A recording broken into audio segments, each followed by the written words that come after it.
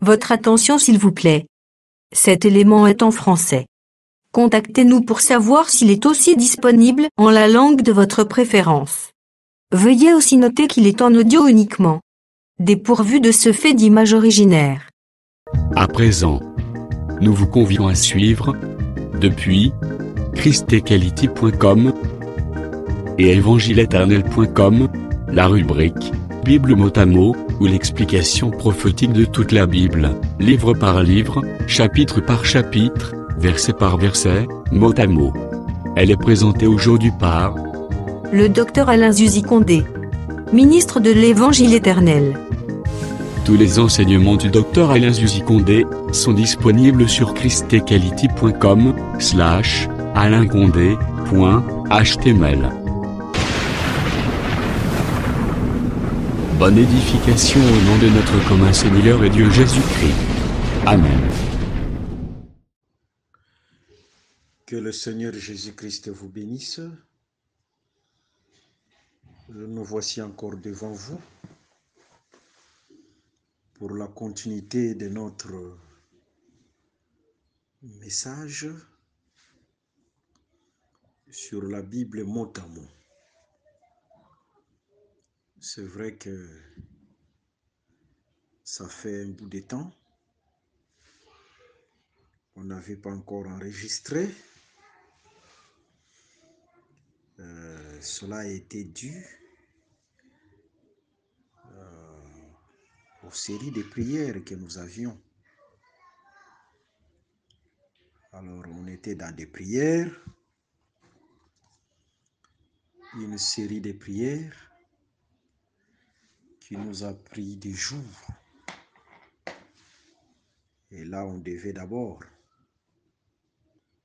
se concentrer sur la prière avant de revenir pour continuer notre message.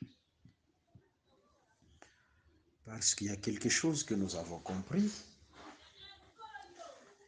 que la prière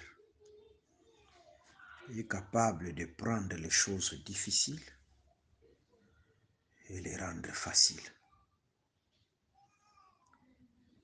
Même si nous prenons le livre de Daniel chapitre 2, il y avait une équation, un défi lancé par le roi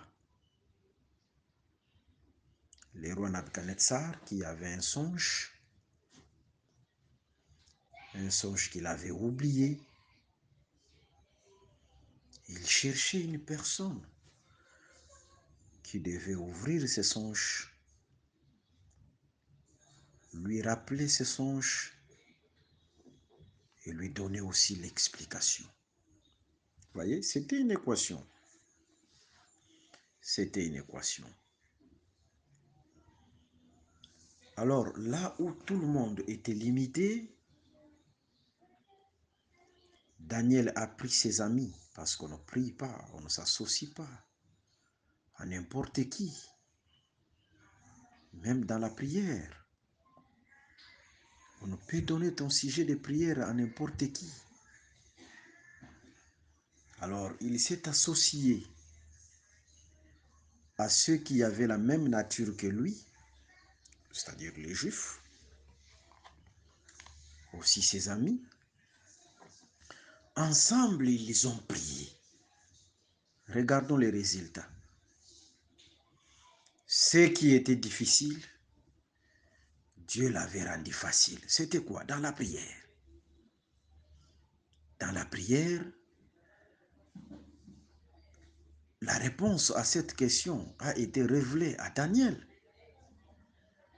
Vous voyez?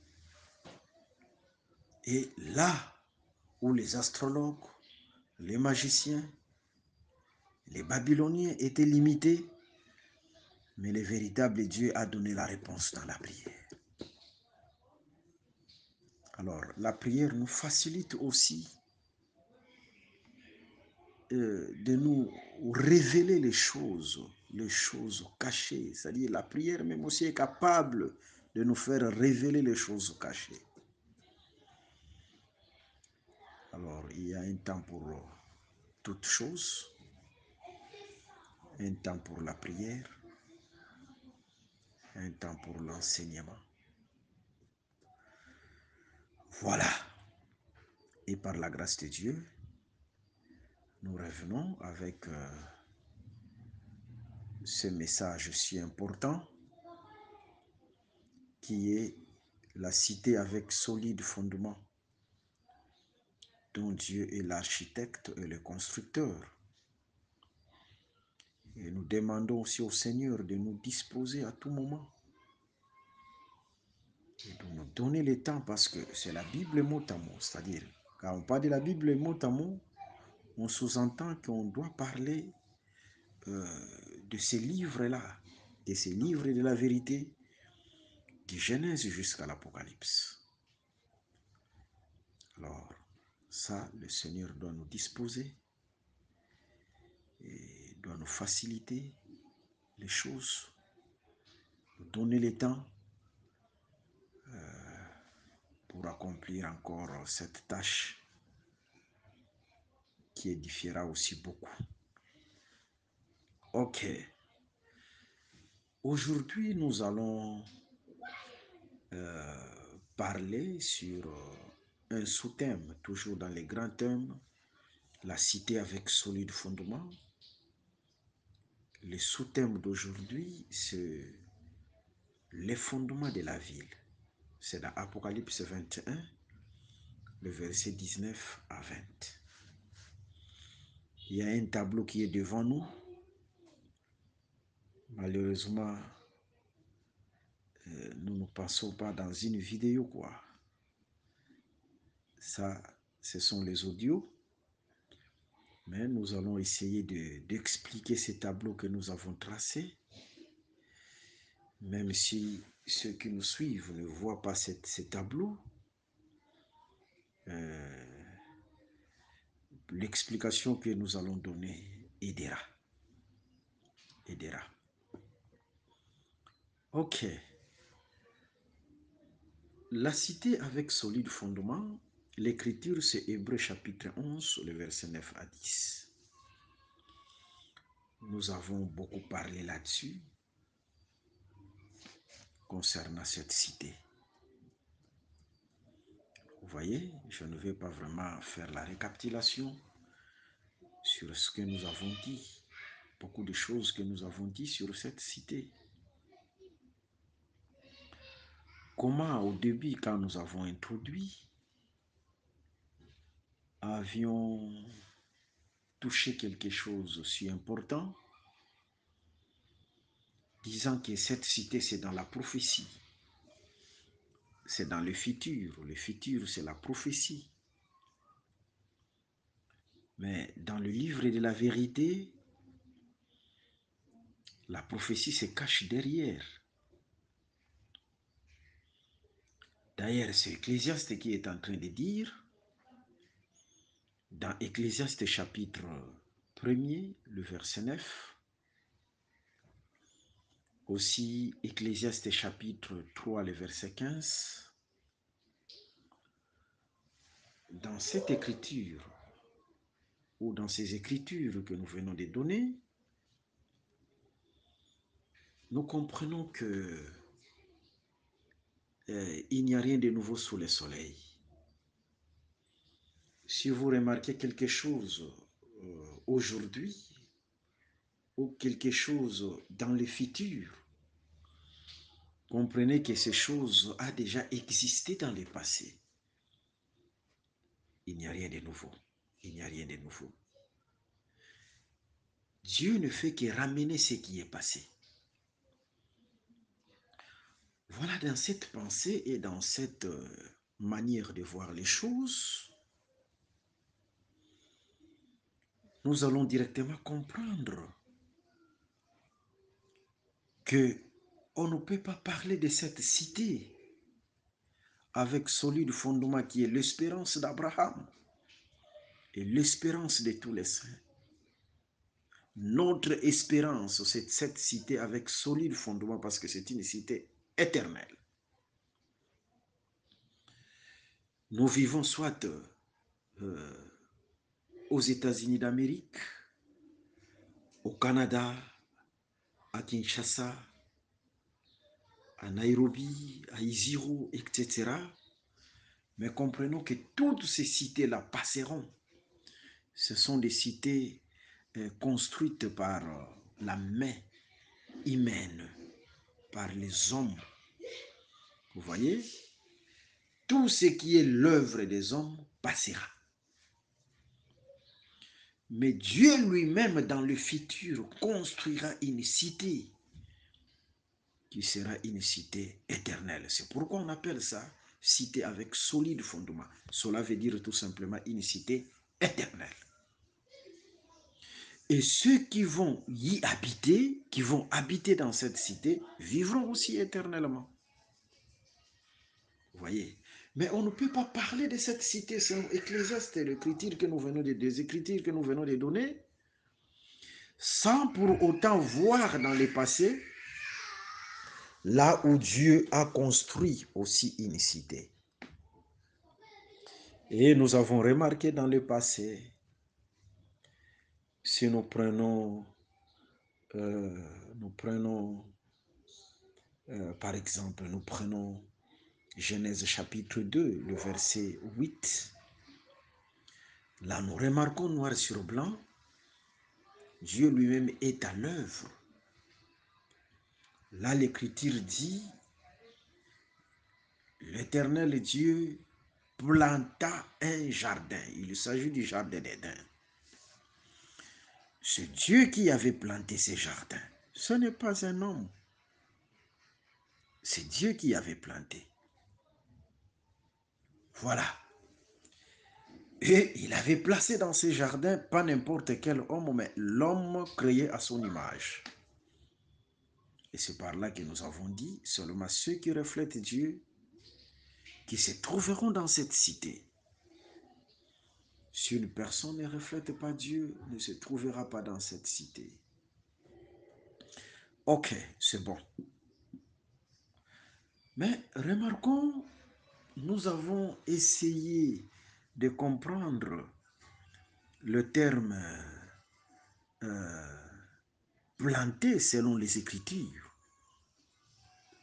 Selon les Écritures, que veut dire planter? Non selon les dictionnaires. Larousse, Robert, etc.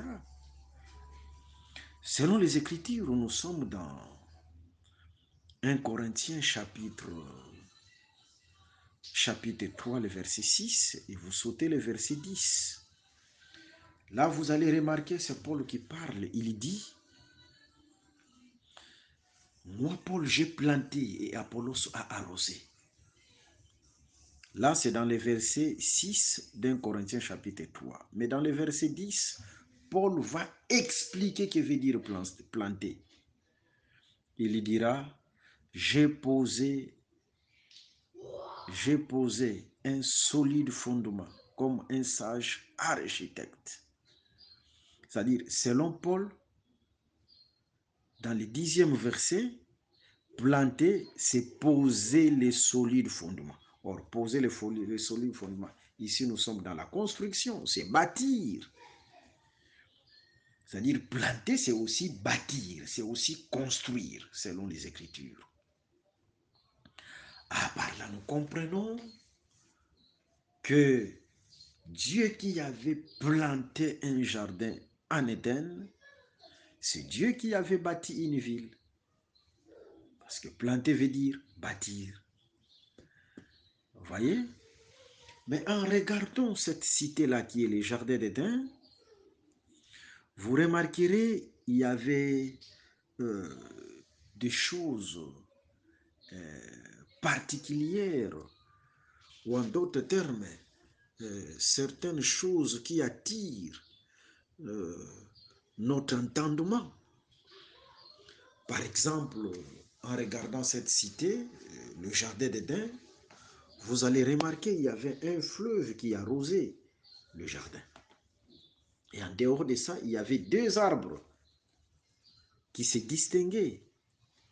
Dans ces jardins, il s'agit de l'arbre de la connaissance du bien et du mal et l'arbre de vie. Ok, Directement, nous sommes dans Apocalypse chapitre 21 et Apocalypse chapitre 22, le verset 1 à 5. Là, vous remarquerez, on nous parle d'une ville, c'est la Nouvelle Jérusalem. Mais dans cette ville, il y a aussi un fleuve qui arrose la ville. En dehors du fleuve qui arrose la ville, on remarque la présence de l'arbre de vie. Vous voyez, il y a l'arbre de vie. Alors, en lisant les Saintes Écritures, en parcourant les livres de la vérité, vous allez remarquer du Genèse jusqu'à l'Apocalypse, là où Dieu avait planté, avait placé l'arbre de vie, c'était dans le jardin d'Éden. Seulement dans les jardins d'Éden qu'on trouvait l'arbre de vie. Vous voyez? Et par là, nous comprenons, en remarquant, en trouvant l'arbre de vie dans cette ville appelée la Nouvelle Jérusalem, directement sans débat, la Nouvelle Jérusalem devient le véritable jardin d'Éden. Et aussi, le fleuve qui arrose cette ville confirme réellement que la Nouvelle Jérusalem, c'est le jardin d'Éden. Que le Seigneur Jésus-Christ vous bénisse. Voilà, raison pour laquelle nous sommes en train de glaner dans cette nouvelle Jérusalem comme la ville avec solide fondement dont Dieu lui-même est l'architecte et le constructeur. De la même manière que Dieu a planté les jardins et dans le futur, il plantera une ville, le véritable jardin d'Éden, la nouvelle Jérusalem. Ok, je ne vais pas revenir à d'autres choses que nous avons déjà touchées. Aujourd'hui, nous sommes là pour parler sur les fondements de cette ville, de cette cité. Parce que c'est le fondement qui fait la force d'une maison ou d'une ville. La force d'une maison ou d'une ville, ce n'est pas sa hauteur, ce n'est pas son élévation. Une personne peut être élevée comme la tour de Babel dans Genèse chapitre 11. Mais on voit la force d'une maison, d'une personne élevée par rapport à son fondement. C'est le fondement qui est la force d'une maison. Vous voyez? Et ce qui fait la force de cette ville, c'est son fondement. Pour que cette ville soit éternelle. Et nous allons décortiquer ce soir les choses qui font la force de cette ville. Les choses qui font la force de cette ville. Nous allons les décortiquer ce soir. Et si vous comprenez ces choses, vous aussi, vous serez des hommes, des personnes fortes. Voilà. Prenons l'écriture, nous sommes dans les livres d'Apocalypse chapitre 21, le verset 19 à 20. Je vais lire rapidement. Apocalypse 21, le verset 19 à 20. Nous lisons. Les fondements de la muraille de la ville étaient ornés de pierres précieuses de toute espèce. Le premier fondement était de jaspe, le second de saphir, le troisième de chalcédoine, le quatrième d'émeraude, le cinquième de sardonyx, le sixième de sardoine, le septième de chrysolite, le huitième de béryl, le neuvième de topaz, le dixième de chrysoprase, le onzième d'hyacinthe, le douzième d'améthyste. Ok. Et ces 12 fondements, parce que la cité a 12 fondements, ces 12 fondements, selon toujours Apocalypse chapitre 21, le verset 14, ce sont les noms des 12 apôtres de l'agneau. C'est-à-dire, ces 12 fondements que nous venons de lire représentent noms, les 12 noms des 12 apôtres de l'agneau ou de Jésus-Christ. Ok, mais ces 12 noms sont représentés par des pierres précieuses. Voilà, pour dire tout simplement, un serviteur de Dieu, un fils de Dieu devant Dieu, c'est un précieux. Il est aussi semblable à une pierre précieuse. Devant moi, j'ai le tableau. Le tableau, premièrement, c'est la nomination des 12 noms, des 12 apôtres en rapport avec les pierres ou en rapport avec ce que nous venons de lire. C'est ça, c'est-à-dire la première case, c'est-à-dire par rapport au tableau, il y a d'abord ces noms-là en rapport avec Apocalypse chapitre 21, le verset 19 à 20, c'est-à-dire on commence par les jaspes, la pierre des jaspes, les saphirs, chalcédoine, émeraude, sardonyx, sardoine, chrysolite, béryl, topaz, chrysoprase, hyacinthe, améthyste. Ok. Là, c'est en rapport avec Apocalypse chapitre 21, les versets 19 à 20.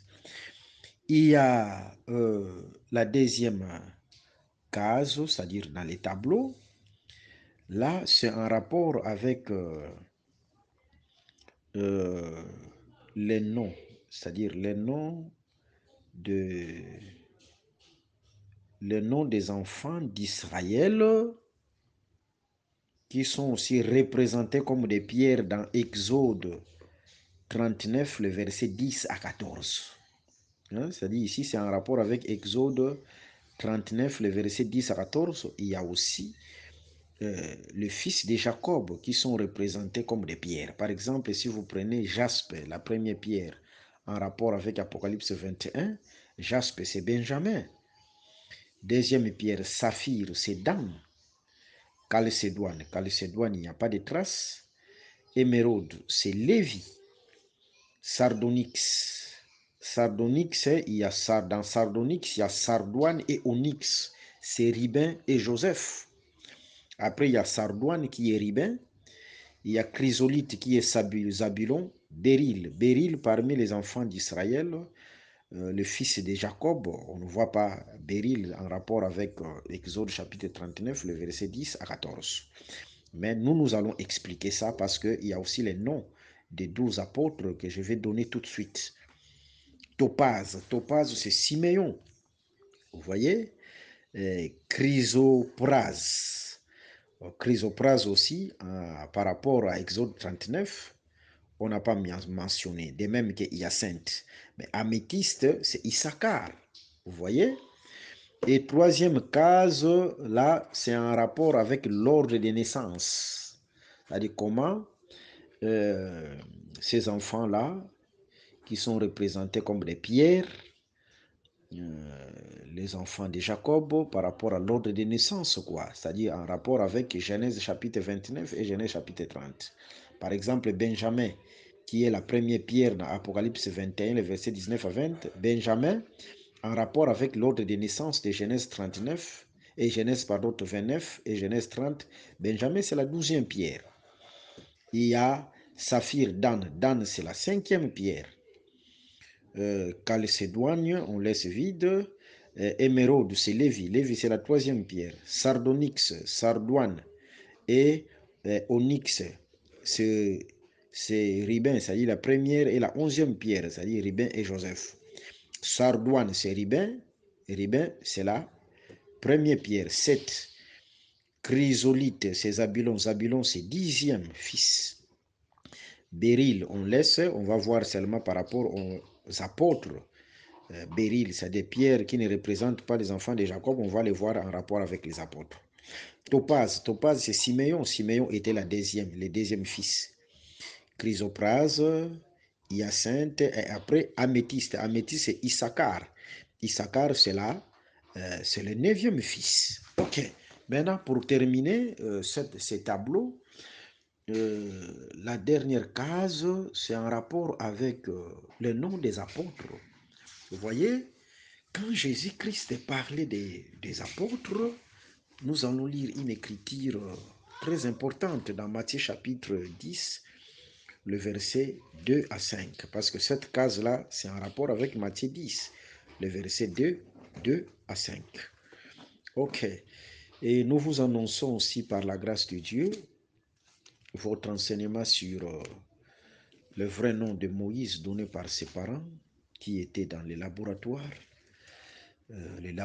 du ciel, qui étaient dans les laboratoires du ciel.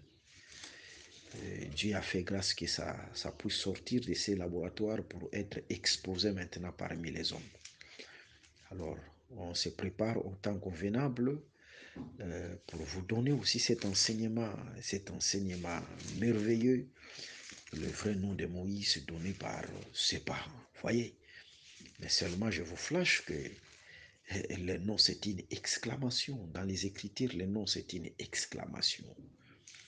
Et le Seigneur vraiment fera grâce par rapport à ça. Matthieu chapitre 10, le verset 2 jusqu'au 5e verset. Matthieu chapitre 10. Matthieu 10, le verset 2 jusqu'au 5e. Voici les noms des 12 apôtres. Le premier, vous voyez, quand on dit le premier, c'est-à-dire on commence directement à classer selon l'ordre. Vous voyez, c'est-à-dire là quand on dit le premier, déjà, quand on dit le premier, c'est-à-dire les seconds va suivre, les troisièmes et les quatrièmes. Vous voyez, c'est-à-dire c'est selon l'ordre vraiment. Et le premier c'est qui? Le premier c'est Simon appelé Pierre. Voilà pourquoi la pierre de jaspe par rapport au fondement de la ville, c'est Simon Pierre. Ok. Et deuxième, André son frère. André prend directement le saphir. Troisième, c'est Jacques, fils de Zébédée. Directement, il prend Chalcédoine. 4, c'est Jean, fils de Zébédée. Directement, il prend Émeraude. 5, Sardonyx, c'est Philippe. Philippe, c'est Sardonyx. 6, c'est Barthélemy. Barthélemy, c'est Sardoine. 7, c'est Thomas. Thomas, c'est Chrysolite. 8, Matthieu. Matthieu, c'est Béryl. 9, Jacques, fils d'Alphée. Jacques, fils d'Alphée, c'est Topaz. 10, c'est Thaddée. Thaddée, c'est Chrysoprase. 11, c'est Simon le Cananite. Simon le Cananite, c'est Hyacinthe. Et pour terminer, 12. 12 du temps de Jésus, c'était Judas Iscariote. Mais Judas Iscariote a été retranché selon les Écritures. Dans Actes des Apôtres chapitre 1er pour être remplacé par Matthias. C'est-à-dire ici, 12 c'est Matthias. Matthias, ça prend Améthyste. Voilà un peu le tableau qui est en face de nous. C'est ça les tableaux. Et c'est en rapport avec ces tableaux qu'on peut voler et expliquer ces pierres qui sont en face de nous. Mais je vais donner une idée parce que vous là, vous n'avez pas les tableaux. je vais donner une idée par rapport au fondement de la ville. Ok. Je vais toucher aujourd'hui soit 3 pierres ou au maximum 4, mais je pense que je peux toucher seulement 3. En regardant le fondement de cette ville, nous avons dit que c'est ce fondement qui fait la force de cette ville pour que cette ville soit éternelle. C'est-à-dire les choses que nous allons parler dans ces fondements, si toi-même tu te regardes dans le miroir de la parole, tu vois que ces choses ne sont pas en toi, comprends que c'est le temps de réparer. C'est le temps de réparer. Si ces pierres aussi ne sont pas en toi, c'est le temps de réparer.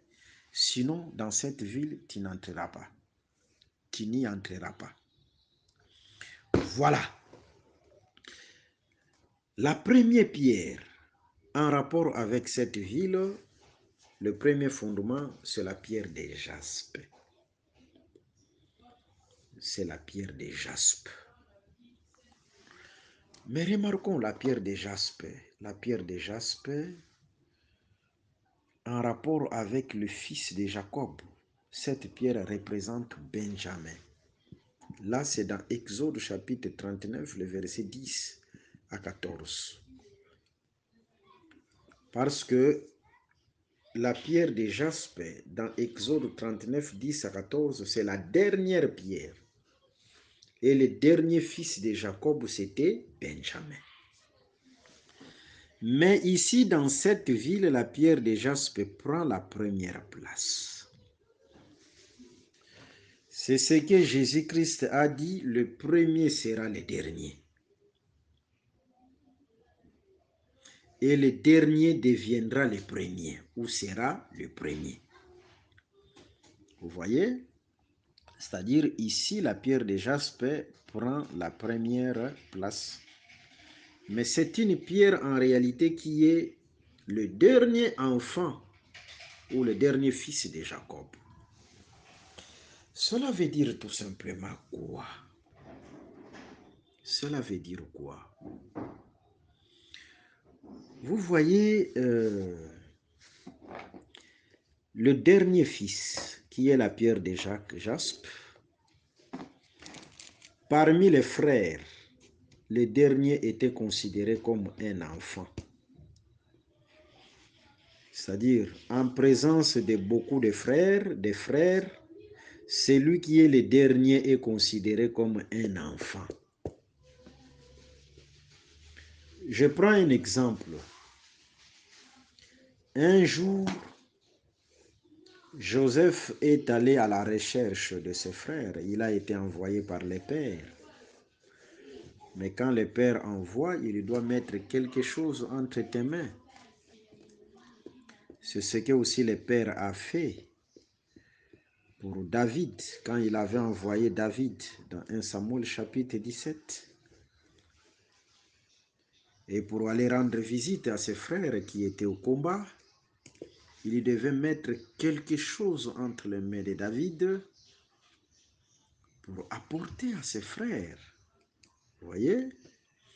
C'est-à-dire, si quelqu'un est envoyé par les pères, ce n'est pas seulement dire que je suis envoyé par les pères. On va reconnaître réellement que tu as été envoyé par les pères quand on voit quelque chose entre tes mains que le Père t'a donné pour nourrir tes frères. Il faut qu'on voie la nourriture que le Père t'a donnée, soit le fromage ou quoi que ce soit, que le Père t'a donné. Parce qu'aujourd'hui, nous remarquons plusieurs coureurs qui disent que moi, le Père m'a envoyé. Je suis le prédicateur. Ce n'est pas un problème. Nous devons voir qu'est-ce que le Père a mis entre tes mains. Parce que le Père t'a envoyé. Qu'est-ce qu'il t'a donné? Qu'est-ce qu'il a mis entre tes mains? Ok, je ne suis pas là. Mais regardons, Joseph s'est trouvé avec ses frères. Là, Benjamin n'était pas là. Benjamin n'était pas là, c'était seulement Joseph avec ses frères. Là, Joseph a pris la place du dernier parce que c'est lui, il était le 11e. Mais comme Benjamin n'était pas là directement, il prend la place du dernier. Il était avec ses grands frères. Alors, on avait eu la décision de les vendre aux Madianites, aux Ismaélites, comme esclaves. Et premièrement, on l'avait placé dans une citerne. Mais lorsque Ribin était venu, il a cherché Joseph, il ne l'a pas trouvé. Ribin dira, où vous avez mis l'enfant? Où est l'enfant? Mais en réalité, c'était son petit frère. Joseph n'était pas son enfant. Joseph était son petit frère. Mais Ribin l'avait appelé enfant. Pour dire tout simplement que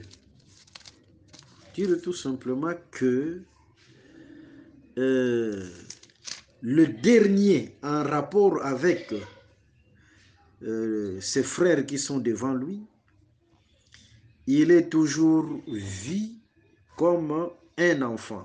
Là, je suis dans Genèse chapitre 37, le verset 30. Retourna vers ses frères et dit, l'enfant n'y est plus, et moi où irai-je? Genèse 37, le verset 30. Il a appelé Joseph enfant. Parce que là, Joseph était le dernier de tous. Vous voyez? C'est-à-dire, c'est lui qui est le dernier en rapport avec ses frères qui sont devant lui. C'est un enfant. C'est un enfant. Et ici, la pierre de jaspe qui est Benjamin, c'est un enfant. C'est le dernier. C'est un enfant. Vous voyez, un jour, il y avait une vive discussion entre les disciples qui sont devenus des apôtres. Là, je suis dans Marc chapitre 9, les versets 33 à 36. Ils discutaient sur quoi? Ils discutaient sur celui qui est le plus grand parmi eux. Hein?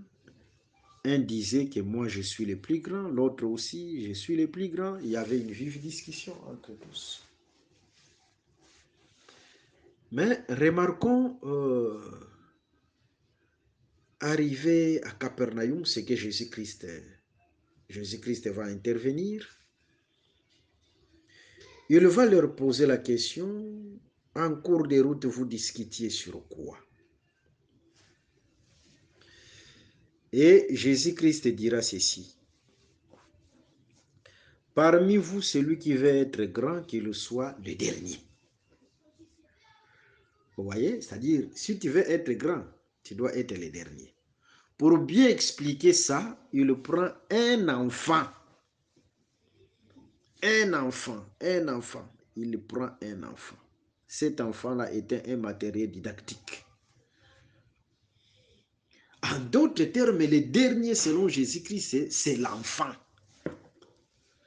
Vous voyez? Si tu veux être grand, il faut être un enfant, c'est-à-dire il faut être la pierre de jaspe. La pierre de jaspe, c'est l'enfant. C'est le dernier.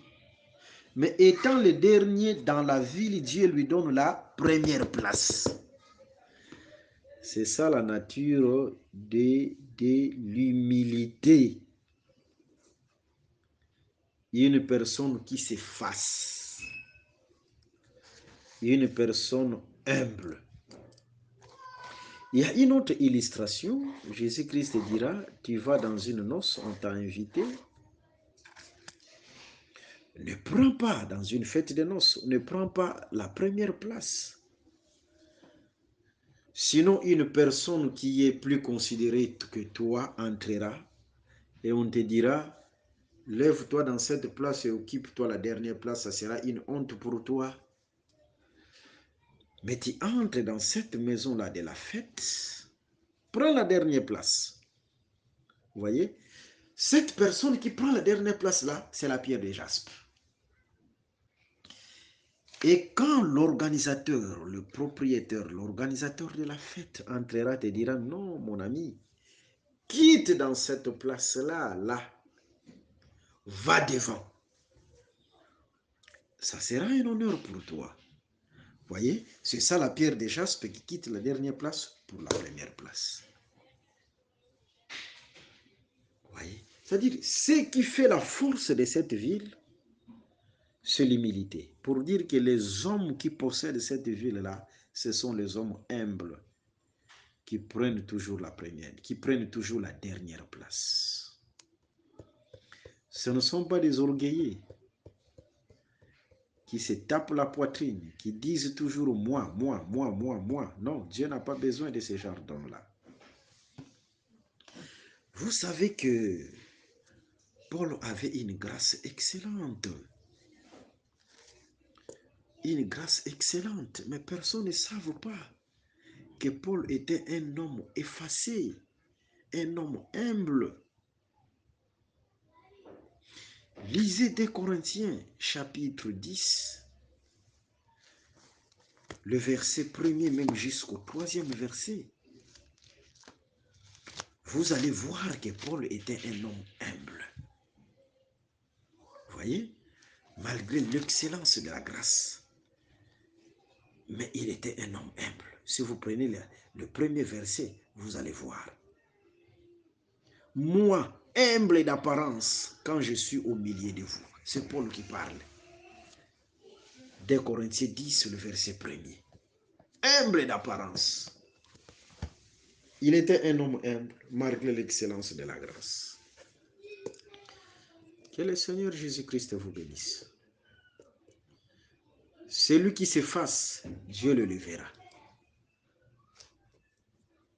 La force de cette ville, c'est l'humilité. Vous voyez? Et je prends aussi raison pour laquelle les gens qui ont des grâces d'excellence, Dieu a fait que ces gens-là soient effacés. Sinon, ils devaient devenir des objets d'adoration.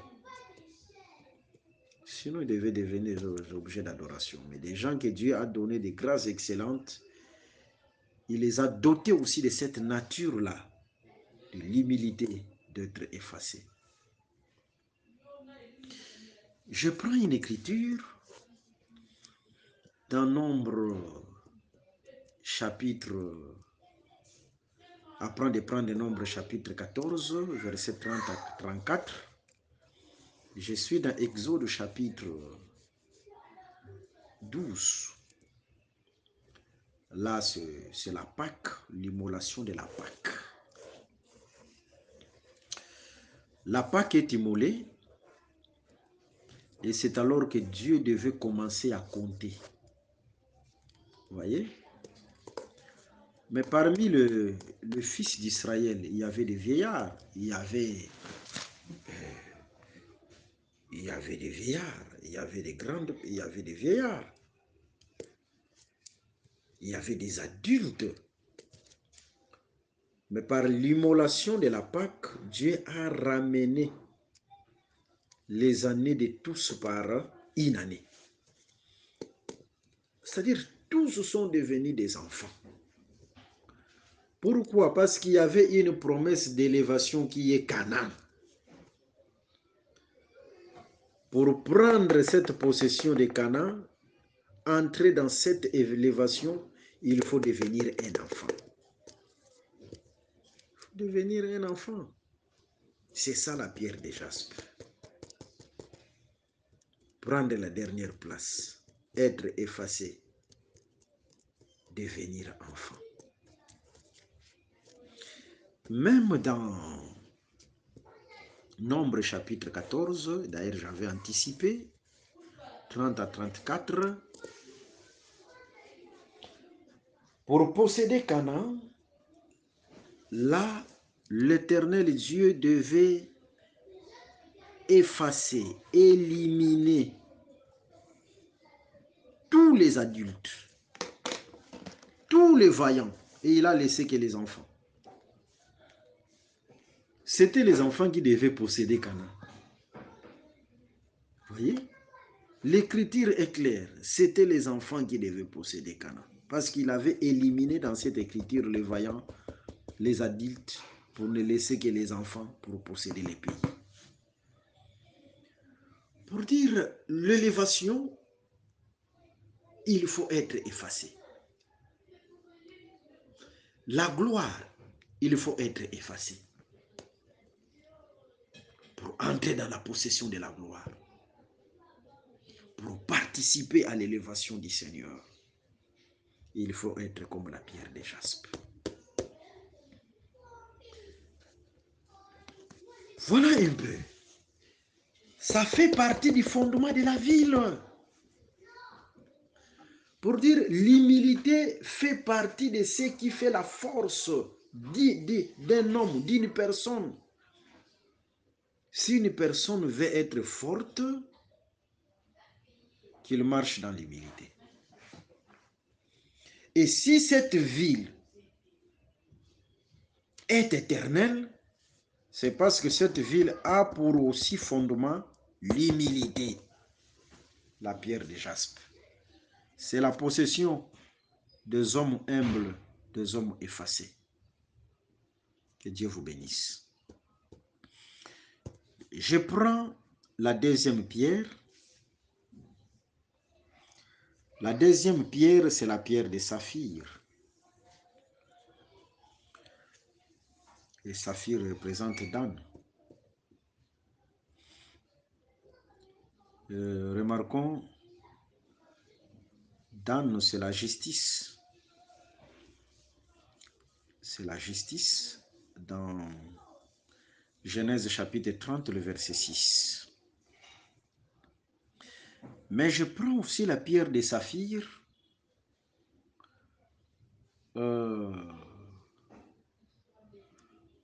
en rapport avec Ézéchiel chapitre 1, le verset 22, verset 26, où tu peux lire aussi, vous pouvez lire tous les livres d'Ézéchiel chapitre 1. Mais par rapport à Dan, dans Genèse chapitre 30, le verset 6, lorsque Dan était né, Rachel s'est exclamée, « L'Éternel m'a fait justice. » C'est la justice. Justice de Dieu. Et en rapport avec la bénédiction prophétique de Jacob, avec la bénédiction prophétique de Jacob, dans Genèse chapitre 49, le verset 16 à 17, là on l'appelle juge, parce qu'il jugera son peuple. Et si on mélange juge avec justice, c'est-à-dire c'est un juge qui est juste.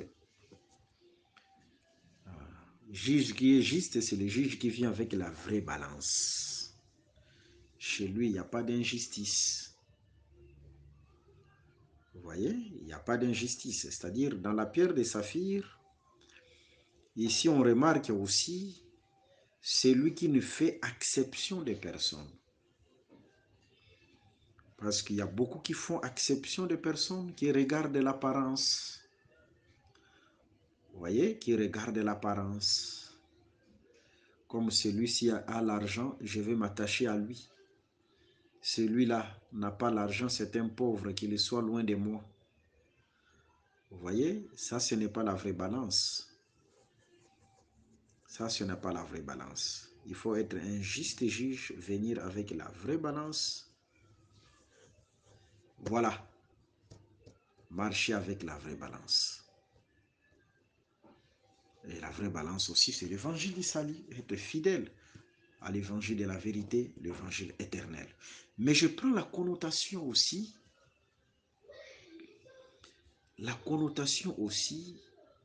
des Zacharie, d'Ézéchiel chapitre 1. Vous voyez, dans Ézéchiel chapitre 1, il y a 3 cieux. il y a 3 cieux, il y a les chérubins, il y a les cieux de cristal, et il y a la pierre de saphir. La pierre de saphir comme trône aussi. Vous voyez? Les 3 cieux, parce que le chérubin, dans Psaume 80, le verset 2, c'est aussi les trônes. C'est-à-dire ici, nous sommes en face des 3 trônes. Les cieux de saphir, les ciels, c'est les trônes aussi, selon Matthieu chapitre 5. Hein, ce sont les 3 cieux, les 3 trônes. Mais je ne suis pas là. Ici, je donne la pierre de saphir, la pensée de... Avant d'arriver à la pierre de saphir, il faut d'abord traverser le ciel de cristal. Parce qu'il y a les chérubins, le ciel de cristal et les trônes de saphir, après c'est Dieu. C'est-à-dire, on ne peut pas affranchir la pierre de saphir si premièrement on ne traverse pas le ciel de cristal. Ça, c'est merveilleux. Alors que le ciel de cristal ou le cristal, dans Apocalypse chapitre 4, le verset 6, le cristal est appelé mer de verre. Le cristal, c'est une mer. Ce sont des grandes eaux. C'est une mer. Selon les Écritures. C'est-à-dire, on ne peut pas arriver là où il y a les saphirs si on ne traverse pas premièrement la mer. Non, là, c'est merveilleux. Voilà pourquoi ce trône-là, Dieu l'a placé aussi dans la marche d'Israël. Arrivé à Exode chapitre 14, Exode chapitre 15, Israël va traverser la mer. C'est ça le cristal. Après avoir traversé la mer, dans Exode chapitre 24, le verset 9 à 10, ils vont voir la pierre des saphirs. Vous voyez l'ordre qui est là? C'est ça la répétition du trône d'Ézéchiel. On ne peut pas voir ou affranchir la pierre des saphirs si premièrement on ne traverse pas le cristal qui est la mer. Alors que dans 1 Corinthiens chapitre 10, la traversée de la mer, c'est l'image du baptême. C'est l'image du baptême. C'est-à-dire, pour voir affranchir la pierre de saphir, il faut d'abord traverser la mer ou être baptisé. Et après être baptisé, maintenant, vous allez vivre la pierre de saphir. Voilà un peu le classement. Et c'était ça aussi dans la marche d'Israël. Que le Seigneur Jésus-Christ vous bénisse. Mais la définition aussi de la pierre de saphir, dans Exode 24, le verset 9 à 10, c'est le ciel dans sa pureté. Le ciel dans sa pureté, c'est-à-dire c'est le ciel pur. C'est la pureté. La pierre de saphir représente aussi la pureté. Par là, nous comprenons, après être baptisé, après avoir été baptisé, il faut que la personne reflète la pierre de saphir qui est la pureté et la sanctification. Voilà pourquoi Dieu a placé ça dans l'ordre. Il faut d'abord les cieux de cristal et les saphirs. Il faut d'abord la mer et après les saphirs. Après avoir été baptisé, il faut refléter maintenant la sanctification et la pureté. Si quelqu'un est à Christ, il est devenu une nouvelle création. Parmi ce qui fait la force de cette ville, pour que cette ville soit appelée la ville éternelle, si tu veux être aussi éternel, il faut qu'on trouve en toi la pierre des saphirs, c'est-à-dire la pureté, la sanctification. En rapport avec Dan, la justice, soit un juste juge qui ne fait exception des personnes. Voilà ces choses-là qui font la force de cette ville. se merveiller. Ça, se merveiller.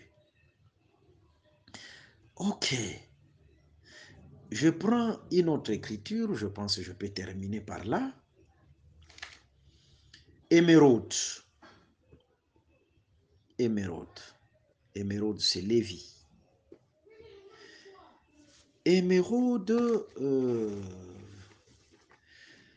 c'est dans, pour comprendre que c'est Lévi réellement, nous prenons Apocalypse, chapitre 4. Prenons Apocalypse, chapitre 4, le verset 3. Celui qui était assis avait l'aspect d'une pierre de jaspe et de sardoine, et le trône était environné d'un arc-en-ciel semblable à de l'émeraude.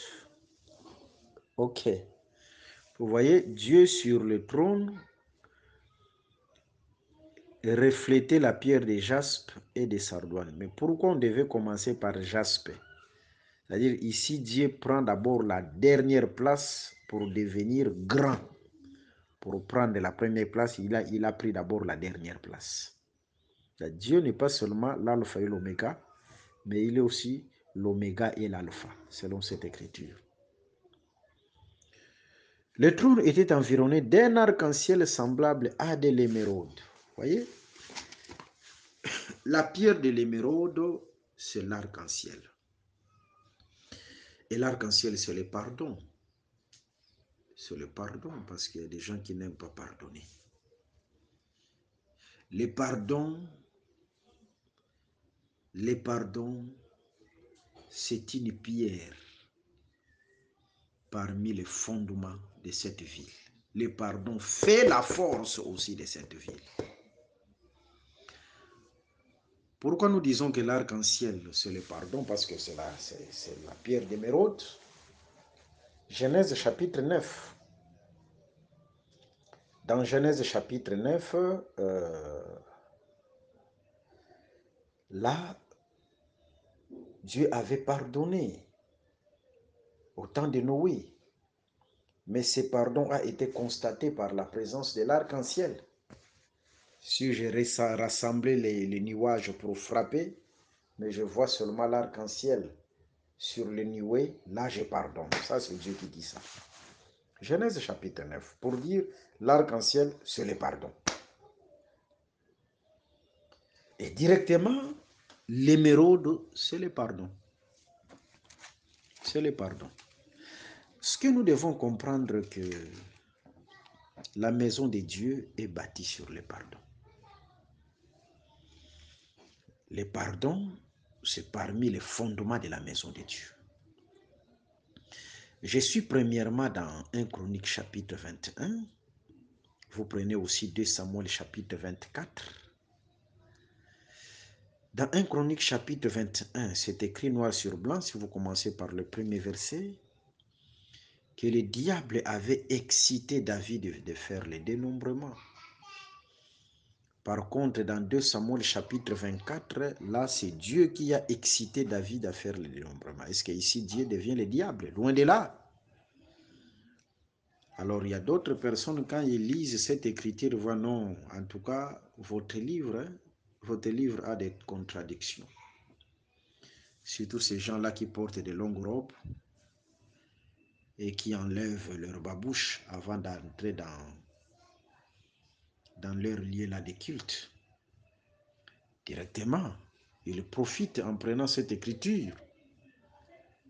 En prenant cette écriture que votre livre a des contradictions, loin de là. Pour dire tout simplement que le diable ne peut rien faire si Dieu ne lui donne pas la permission. Regardez chez Job. C'est Dieu qui devait permettre pour que le diable exécute sa mission. Vous voyez, c'est Dieu qui est au-dessus de tous les esprits. C'est pourquoi on devait dire Dieu, parce que même si diable est en dessous là, c'est Dieu qui est au-dessus de tout esprit qui a permis que le diable fasse ça. Il a fait le dénombrement David alors qu'en Israël, on ne faisait pas le dénombrement n'importe comment. On faisait le dénombrement soit si le peuple veut entrer dans un pays étranger, comme lorsqu'ils sont entrés en Égypte, ou quand le peuple sort de la déportation, comme ils sont sortis de la déportation de la Babylonie, et quand ils sont sortis aussi de l'Égypte, on devait compter. C'est comme ça que le dénombrement s'est fait. Et ça, une explication. Et Dieu est venu frapper le peuple. Il a frappé le peuple. Au lieu de frapper David, il a frappé le peuple. C'est ce qui s'était passé aussi avec Adam. Au lieu de frapper Adam, on a frappé la terre. Vous voyez, c'est la même pensée. C'est la même pensée. Frapper le peuple, c'est ça, frapper la terre au temps d'Adam. Maintenant, remarquons. David est allé dans l'heure d'Ornan, sur la montagne de Morija. C'est sur cette même montagne qu'Abraham avait sacrifié. C'était sur cette même montagne, Genèse chapitre 22, qu'Abraham avait sacrifié. Et sur la montagne, David a sacrifié pour apaiser la colère de Dieu. Et après le sacrifice, l'ange qui était suspendu dans les heures, avec l'épée hors du fourreau, l'ange a fait entrer son épée dans le fourreau. Ça, Dieu a pardonné. C'est pourquoi dans 1 Chronique chapitre 22, le verset 1, David dit, « Ici sera bâtie la maison de l'Éternel. » Ici c'est où? C'est là où Dieu a pardonné. Pour dire que le pardon, c'est aussi le fondement de la maison de Dieu. La maison de Dieu doit être bâtie sur le pardon. L'église de Dieu doit être bâtie sur le pardon. On doit se pardonner selon les Écritures. On ne peut pas trouver dans les églises disant que les églises servant le Seigneur, même les prédicateurs qui ne se parlent pas, conflit entre les prédicateurs. Comprenez que tous ces prédicateurs-là iront en enfer parce que parmi les fondements de cette ville, il y a le pardon. Si vous ne vous pardonnez pas, le livre de la vérité que vous appelez la Bible, ce n'est pas un livre laissé par votre grand-père. Ce n'est pas l'héritage de votre famille charnelle. Ça, c'est la parole du Christ. Et ça reste toujours debout. Tant qu'on trouve des conflits parmi tous ces prédicateurs qui ne veulent pas se pardonner, et directement les enfants, leur peuple aussi, héritent la nature de leur père, comprenez que tous ces gens-là, quel que soit,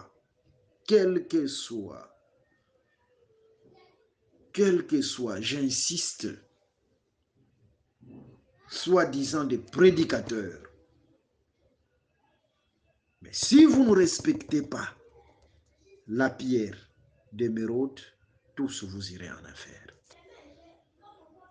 Et l'église du Seigneur est bâtie sur le pardon. Que le Seigneur Jésus-Christ vous bénisse. Je prends une autre écriture pour terminer. Voilà un peu les pierres qui font la force de la ville pour que la ville soit appelée la ville éternelle. Ce sont ces choses ici qui vont nous amener à l'éternité. Ces pierres-là, ces 12 pierres, ce sont des choses que Dieu a disposées pour nous amener à l'éternité. Et si une personne se regarde et ne se voit pas parmi ces choses, comme j'avais dit au début, c'est le temps d'arranger avec Dieu. Je prends le livre d'Esdras. Esdras. Esdras chapitre 3, le verset 11. C'est par ici que je vais terminer. Et à la prochaine, nous allons parler des chrysolites et d'autres pierres. Les pierres sont nombreuses ici. Hyacinthe, béryl, topaze, calcédoine. Il y a beaucoup de pierres. À la prochaine, Dieu fera grâce. En tout cas, nous n'allons plus prendre beaucoup de temps. Laisser beaucoup d'intervalles. On va vraiment se sacrifier. Parce que c'est la Bible mot à mot. Nous sommes censés les parler sur toute la Bible. Il chantait, célébrant et louant l'Éternel par ses paroles. Car il est bon, car sa miséricorde pour Israël dure à toujours. Et tout le peuple poussait des grands cris de joie en célébrant l'Éternel parce qu'on posait les fondements de la maison de l'Éternel. C'est merveilleux. C'était au moment où on posait les fondements de la maison. Maintenant, regardons, les chantres interprétaient ces mouvements de poser les fondements. Quand on posait les fondements, les chantres chantaient. Car tu es bon, Éternel, car ta miséricorde dure à toujours. Ta miséricorde dure. La miséricorde, c'était quoi? C'était ces fondements-là qu'on posait. Les fondements du temple, pour dire que le temple était bâti sur la miséricorde, sur les pardons. Sur les pardons, on posait les fondements, car tu es bon, car ta miséricorde dure à toujours. Que le Seigneur Jésus-Christ vous bénisse. Là où vous avez gardé rancune, soit à un prédicateur, à ton collègue frère, que le Seigneur Jésus-Christ t'interpelle à travers ce message. Ce message. Dans les Écritures, la réconciliation, ce n'est pas seulement que celui qui t'a offensé qui peut venir vers toi. L'Écriture dit, si tu vas offrir ton sacrifice, tu te souviens que quelqu'un t'a offensé. Ce n'est pas toi qui l'as offensé. Ce n'est pas toi qui l'a fait du mal. C'est lui qui t'a fait du mal. L'Écriture dit, laisse d'abord ton offrande, cherche d'abord ton frère là, va te réconcilier. C'est-à-dire la réconciliation, ce n'est pas seulement non, parce que c'est lui qui m'a fait du mal. C'est lui qui doit venir vers moi. Non. Toi aussi, tu peux aller vers lui. Nous avons fait du mal à Dieu. La transgression à travers notre père Adam. Mais Dieu est venu nous chercher. Vous voyez, c'est nous qui l'avons fait du mal, mais lui, il est venu nous chercher. Soyons les imitateurs de Christ. C'est alors que la porte du royaume nous sera ouverte. Ces pierres-là, ce sont les mesures de jugement pour nous. Toutes ces pierres comme fondement de cette ville, ce sont les mesures de jugement. Tout celui qui ne sera pas trouvé dans ces pierres-là, qui n'aura pas pour fondement ces pierres ici, n'entrera pas dans cette cité. Que le Seigneur Jésus-Christ vous bénisse. Seul l'évangile de la vérité soit élevé. Seul l'évangile éternel soit élevé. Comme Saoul qui était élevé au-dessus de tout. Et seul Jésus-Christ soit élevé au-dessus de nous.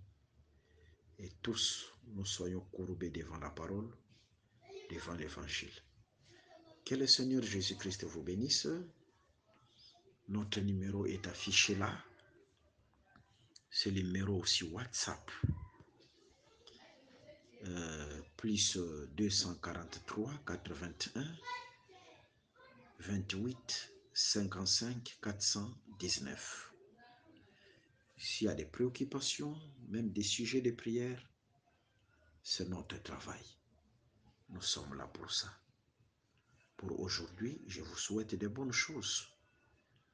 S'il y a quelqu'un qui est malade, qui est en train de suivre ces messages, comme ces frères qui nous a suivis dernièrement en Inde, qui étaient atteints du coronavirus, à travers ce message, à à travers le message, Dieu l'avait guéri instantanément. S'il y a quelqu'un aussi qui est malade, qu'il soit guéri au nom de Jésus. Il y a quelqu'un qui a des problèmes, même des problèmes financiers, que tout s'ouvre au nom de Jésus-Christ. Là où il n'y a pas de paix, que le Seigneur fasse entrer la paix. La paix du Seigneur qui surpasse toute intelligence. Une paix que la politique ne peut donner. Une paix que personne ne peut donner. Même les Nations Unies n'ont pas cette capacité de donner cette paix véritable. Que cette paix soit le partage de chacun de vous. Au nom de Jésus-Christ. Amen.